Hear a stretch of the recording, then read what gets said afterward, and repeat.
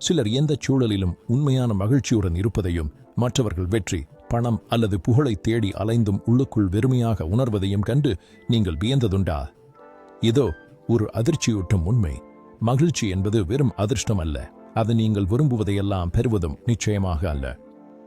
நமக்கு உண்மையில் மகிழ்ச்சியை தருவது எது என்பது குறித்த சக்தி வாய்ந்த ரகசியங்களை அறிவியல் கண்டறிந்துள்ளது.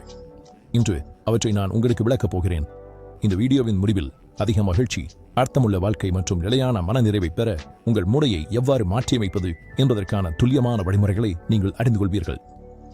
தொடர்ந்து பாருங்கள், ஏனென்றால் இதை பார்த்த பிறகு உங்கள் வாழ்க்கையில் மகிழ்ச்சியை உருவாக்க முடியும். என்றோ ஒரு நாள் அல்ல, இன்றை தொடங்கலாம். மகிழ்ச்சியை பற்றிய மிகப்பெரிய தவறான புரிதல் இதுதான். மகிழ்ச்சி என்பது வெளி விஷயங்களான அதிக சம்பளம், சரியான உறவு, புதிய கேஜெட்களை வைத்திருப்பது போன்றவற்றால் கிடைக்கிறது என்றுதான் நம்மில் பலருக்கு கற்றுக் கொடுக்கப்படுகிறது. ஆனால் இதில் ஒரு சிக்கல் உள்ளது. இவை நமக்கு தற்காலிக மகிழ்ச்சியை மட்டுமே தருகின்றன என்று ஆய்வுகள் கூறுகின்றன. இதை உளவியலாளர்கள் ஹெடோனிக் டைரக்ட் என்று அழைக்கிறார்கள். நாம் எவ்வளவுதான் சாதித்தாலும் நமது மகிழ்ச்சி விரைவிலேயே பழைய நிலைக்கு திரும்பி விடுகிறது. அதனால்தான் லாட்டரி வெல்வது முதலில் அற்புதமாக தெரிந்தாலும் ஒரு வருடம் கழித்து பெரும்பாலான வெற்றியாளர்கள் முன்பை விட மகிழ்ச்சியாகவோ அல்லது மகிழ்ச்சியற்றோ இருப்பதில்லை. எனவே பணம், வெற்றி மற்றும் உடைமைகள் மகிழ்ச்சியை உறுதிப்படுத்தவில்லை என்றால் இதுதான் தரும். உண்மையில் எது பலனளிக்கும் என்பதற்கான அறிவியல். நேர்மறை உளவியல் ஆராய்ச்சியாளர்கள் மகிழ்ச்சியை தொடர்ந்து அதிகரிக்கும் முக்கிய காரணிகளை கண்டறிந்துள்ளனர். அவற்றை ஒவ்வொன்றாக பார்ப்போம். உறவுகளை எல்லாமும். ஹார்வர்டின் நீண்டகால மகிழ்ச்சி ஆய்வு இதை நிரூபித்துள்ளது. வலுவான, ஆதரவான உறவுகளை கொண்டவர்கள் நீண்ட காலம் ஆரோக்கியமாகவும் அதிக மகிழ்ச்சியோடும் வாழ்கிறார்கள். இது உங்களிடம் எத்தனை நண்பர்கள் இருக்கிறார்கள் என்பதை பற்றியதல்ல, உங்கள் உறவுகளின் தரத்தை பற்றியது. நோக்கமும் அர்த்தமும். குழந்தைகளை வளர்ப்பதோ, தொழிலை உருவாக்குவதோ அல்லது சமூகத்திற்கு பங்களிப்பதோ என ஒரு நோக்கம் இருப்பது வாழ்க்கைக்கு வழிகாட்டுகிறது. நோக்கமில்லை என்றால் வெற்றி கூட அர்த்தமற்றதாகவே தோன்றும். நன்றியுணர்வு. மகிழ்ச்சியை அதிகரிக்க மிக வேகமான வழிகளில் ஒன்று நன்றியுணர்வை பயிற்சி செய்வது.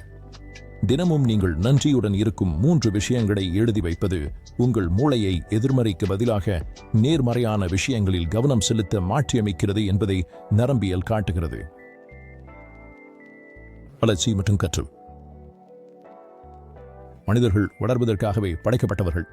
நாம் புதிய திறன்களை கற்கும்போது அல்லது சவால்களை எதிர்கொள்ளும் போது நமது மூளை மகிழ்ச்சியை தரும் டோபமைன் எனும் வேதிப்பொருளை சுரந்து நம்மை ஊக்குவிக்கிறது. அன்பான செயல்கள்.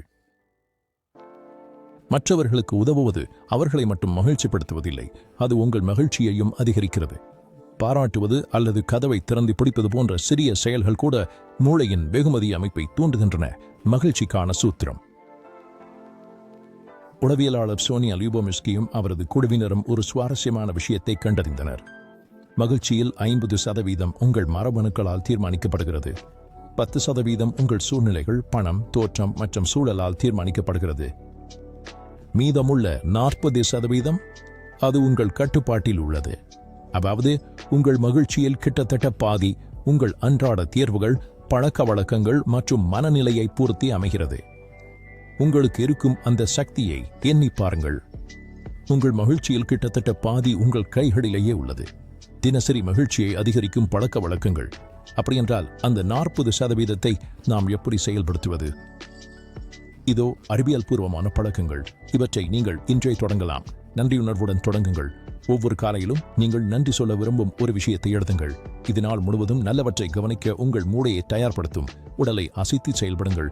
உடற்பயிற்சி மகிழ்ச்சிக்கான மருந்து போன்றது. இது எண்டோர்பின்களை வெளியிட்டு மன அழுத்தத்தை குறைக்கிறது. தினமும் மற்றவர்களுடன் தொடர்பில் இருங்கள்.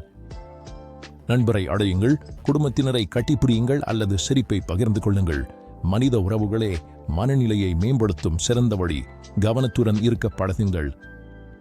5 நிமிட தியானம் அல்லது ஆழ்ந்த சுவாசம் கூட பதற்றத்தை குறைத்து மகிழ்ச்சியை அதிகரிக்கும்.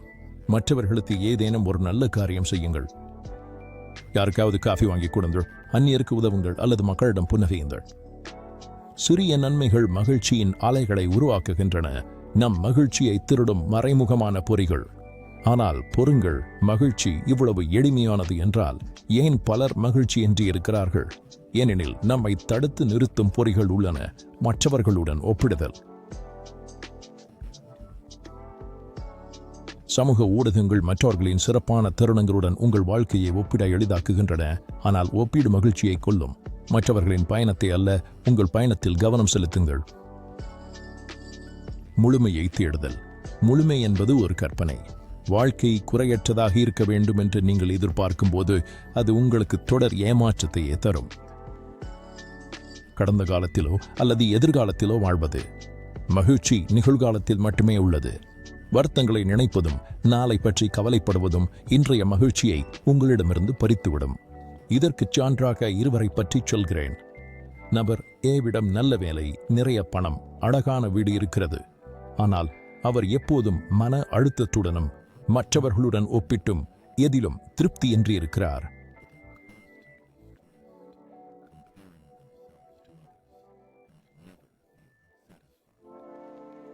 நபர் பி எளிமையாக வாழ்கிறார். ஆனால் நண்பர்களுடன் நேரத்தை செலவிடுகிறார். வாரந்தோறும் தன் ஆர்வத்தொன்று செய்கிறார். நன்றியுணர்வுடன் இருக்கிறார். சிறிய தருணங்களில் மகிழ்ச்சியை காண்கிறார். யார் அதிக மகிழ்ச்சியாக இருப்பதாக நீங்கள் நினைக்கிறீர்கள்? அறிவியல் ஒவ்வொரு முறையும் நபர் பி தான் என்று நிரூபிக்கிறது. இதோ உண்மை. மகிழ்ச்சி என்பது நீங்கள் தேடி ஓடும் ஒன்றல்ல, அது நீங்கள் உருவாக்கும் ஒன்று. அது புதிய வேலை, புதிய வீடு அல்லது அதிக சம்பளத்தில் உங்களுக்காக காத்திருக்கவில்லை. அது உங்கள் அன்றாட செயல்கள், உங்கள் மனநிலை மற்றும் உங்கள் உறவுகளில் இங்கேயே இருக்கிறது. எனவே உங்களுக்கான எனது சவால் இதுதான். இன்றிலிருந்து மகிழ்ச்சிக்கான ஒரு பழக்கத்தை தேர்ந்தெடுங்கள். அது நன்றியுணர்வு, அன்பு, நட்பு அல்லது மன அமைதி என எதுவாக இருந்தாலும் சரி. அடுத்த 7 நாட்களுக்கு அதை தினமும் கடைபிடியுங்கள். நிச்சயமாக நீங்கள் மாற்றத்தை உணர்வீர்கள். ஏனென்றால் மகிழ்ச்சி என்பது ஒரு இலக்கல்ல, அது ஒரு வாழ்க்கை முறை. மிகச்சிறந்த விஷயம் என்னவென்றால் அதை உருவாக்கும் சக்தி உங்களிடமே உள்ளது.